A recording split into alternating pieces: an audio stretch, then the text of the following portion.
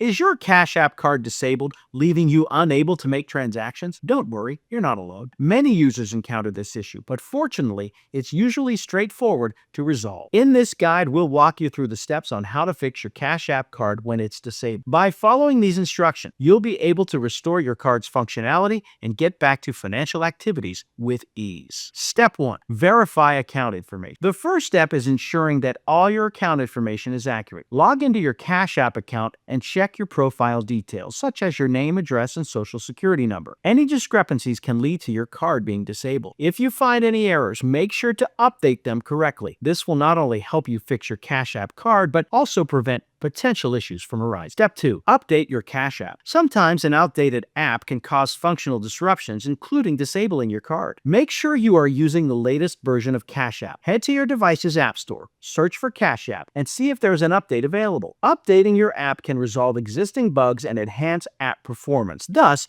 potentially fixing your disabled Cash App card. Step 3. Ensure sufficient account balance. A disabled Cash App card might simply be due to insufficient funds. Verify your account balance to ensure you have enough funds available. If your balance is low, transfer money into your Cash App account to reactivate your card. This step is essential to ensure you can make transactions without any hitches. Step 4. Contact Cash App support. If the above steps do not resolve the issue, it's time to reach out to Cash App support. Open the Cash App. Navigate to your profile and scroll down to select Cash Support. Describe your issue clearly, indicating that your Cash App card is disabled and explaining any troubleshooting steps you've already taken. Customer service can offer more personalized solutions and help you fix your disabled Cash App card. Step 5. Monitor for updates and notifications. Keep an eye on any updates from Cash App that may affect functionality of your card. It's also crucial to monitor your email and app notifications for important messages from Cash App regarding your account status. This vigilance can help you address issues swiftly